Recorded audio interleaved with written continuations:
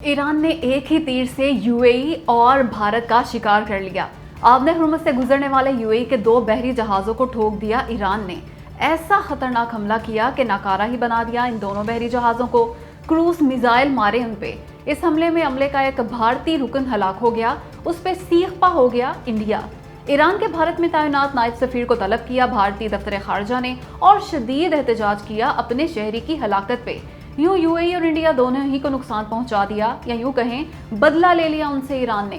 कहा यूएई के ये दोनों जहाज उस रास्ते से गुजरने की कोशिश कर रहे थे जहां बारूदी सुरंगें बिछा रखी हैं ईरान ने। मुतादिद वार्निंग्स दी उन्हें, पर ये नहीं रुके, इसलिए क्रूज मिसाइल दे मारे उन पे। इस हमले के बाद तीर की तरह सीधा हो गया यूएई।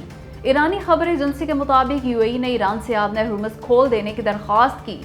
खबर एजेंसी ने यह भी दावा किया कि अमेरिका ने धोखा देके $200 मिलियन का नुकसान करा दिया। मुत्तहिदा अरब अमारात का सेंटकॉम ने कहा था आबने हुर्मुज़ खुली है, लेकिन ऐसा नहीं था। तभी तो ईरान ने दोनों जहाज तबाह कर दिए यूएई के। दोस्तों, अमेरिका आग से खेल रहा है, आग से। ईरान पे अमेरिका के सिर्फ एक हमले से खुदा न खास्ता प्यास से मर जाएंगे खलीजी ममालिक, खासकर कतर, बहरीन, कुवैत और यूएई। मगर क्यों और कैसे? तो ऐसे जनाब कि अमेरिका ने ईरान के वाहिद फाल न्यूक्लियर प्लांट वो शहर की हदूद में हमले किए हैं। ये न्यूक्लियर प्लांट खलीज फारिस के साहिल पर वाक़ है।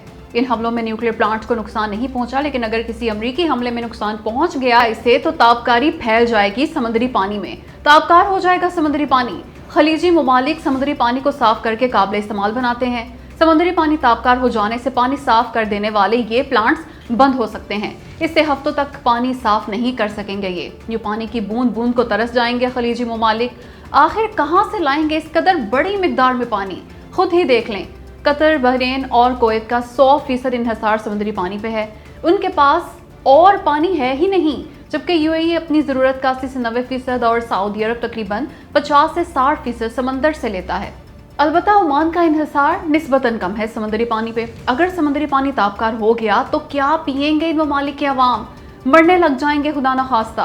और सिर्फ पानी ही नहीं, बल्कि समुद्री खुराक यानी मछलियाँ वगैरह जिन पे ग़ज़ाई इन्हिसार है खलीजी ममालिक का, वो भी मुतासिर होंगी ताबकारी से।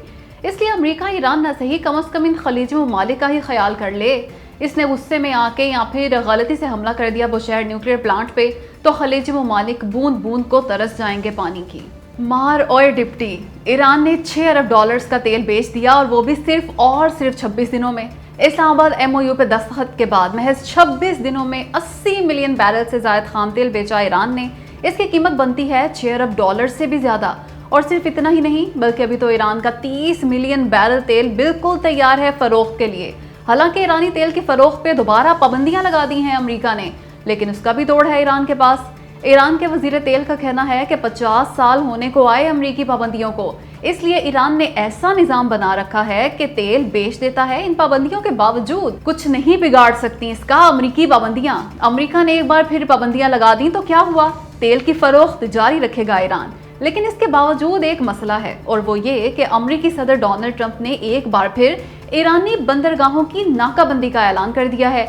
यूं ईरान अपना तेल फरोख्त नहीं कर पाएगा, या बहुत कम मिकदार में ही बेच पाएगा। तेल की पैदावार रोकी नहीं जा सकती, इसलिए स्टोरेज भर गई तो बहुत नुकसान होगा ईरान को।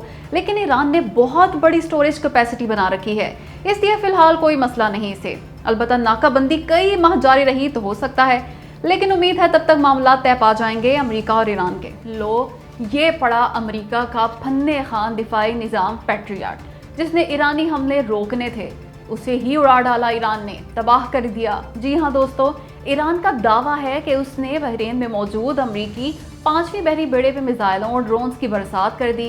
पैट्रियट दिफाई निज़ाम उड़ा दिया, रडार सिस्टम तबाह कर दिया, ड्रोन मरकज निस्तो नाबूद कर डाला। ये बहुत बड़ा दावा है। अगर ईरान ने वाकई अमेरिका का पैट्रियट दिफाई निज़ाम तबाह कर दिया तो निहायत बड़ी कामयाबी है ये। लेकिन ईरान के इस दावे पे अभी तक चुप है अमेरिका। ना ही तरदीद की उसने इस दावे की और ना ही माना। जंग के पहले फेज में भी ईरान ने पैट्रियट और थार जैसे निहायत जदीद अमेरिकी दिफाई निज़ाम तबाह करने के दावे किए थे, और अब दोबारा कहा कि छुट्टी करा दी उसने पैट्रियट एयर डिफेंस सिस्टम की। मगर सिर्फ इतना ही नहीं, बल्कि ईरान का दावा है कि बहरीन ने ही अमेरिकी अड्डे पे असलहे के गोदामों को भी टारगेट किया। इसने सैटेलाइट कम्युनिकेशन सेंटर भी उड़ा दिया, اور تو اور امریکی فوجیوں کی رہائش گاہ پر بھی تباہکن حملہ کیا۔ 25 کی روٹی 35 کا نان، یہ ہے دوستو پرانا پاکستان۔ چھین لیا غریب کے منہ سے روکھا سوکھا نوالا بھی اس ظالم حکومت نے۔ اب غریب خالی روٹی بھی نہیں کھا سکتا، کیونکہ لگ گئی پورے ملک میں آگ روٹی کی قیمتوں کو۔ لاہور میں روٹی 9 روپے مہنگی ہو گئی، 9 روپے! ایک روٹی 25 روپے میں فروخت کرنے کا اعلان کر دیا لاہور کے تندور مالکان نے۔ رہا نان تو وہ ملے گا 35 کا، ساتھ ہی دھمکی دی کہ روکا گیا تو تندور ہی بند کر دیں گے۔ نان بھائی ایسوسی ایشن کا کہنا ہے کہ 20 کلو آٹا 2400 کا ہو گیا، رہا میدا تو وہ 12,000 میں مل رہا ہے۔ شہر قائد کی بات کریں تو وہاں چکی کا آٹا 125 سے بڑھ کے 160 170 روپے فی کلو تک جا پہنچا۔ پشاور میں بھی ایک ماہ میں 20 کلو آٹے کا تھیلا 300 روپے مہنگا ہو گیا۔ کوئٹہ میں 2800 کا مل رہا ہے 20 کلو آٹے کا تھیلا، تبھی تو سنگل روٹی 40 اور ڈبل 80 کی فروخت کی جا رہی ہے۔ اور یہی تو اصل وجہ ہے ملک بھر میں روٹی مہنگی ہونے کی۔ پچھلے ایک برس میں 20 کلو آٹے کا تھیلا 1250 روپے تک مہنگا ہوا۔ اب بتائیں غریب کھائے تو آخر کھائے کیا؟ بس دل کرتا ہے سب نعرہ لگائیں، تجربہ کار شیر زندہ باد، کیونکہ روٹی اور آٹا کم از کم مل تو رہے ہیں نا، ورنہ شیر کا ٹریک ریکارڈ بہت برا ہے۔ آٹا ہی غائب ہو جاتا ہے شیر کے دور حکومت میں، تبھی تو اخبار سرخیاں لگاتے ہیں شیر آٹا کھا گیا۔ بس کر دو، بس ختم کر دو توانائی کی بچت کے نام پہ ظالمانہ لاک ڈاؤن۔ جب پیٹرول ہی انتہا سے زیادہ مہنگا خرید رہے ہیں غریب عوام، تو پھر رات 9 بجے دکانیں بند کرنے کی کیا ضرورت؟ ظالم حکمرانوں کسی ایک معاملے میں تو ریلیف دے دو ہمیں۔ کون سی بچت، کیسی بچت، کہاں کی بچت ہو رہی ہے؟ تمہارے اپنے اللے تللے جاری و ساری ہیں، مگر عوام کی ناک میں دم کر رکھا ہے تم نے رات 9 بجے دکانیں بند کروا کے۔ لوگوں کے کاروبار تباہ کر ڈالے، گاہک الگ سے پریشان، پر چاندی ہو گئی پیرا فورس اور پولیس کی۔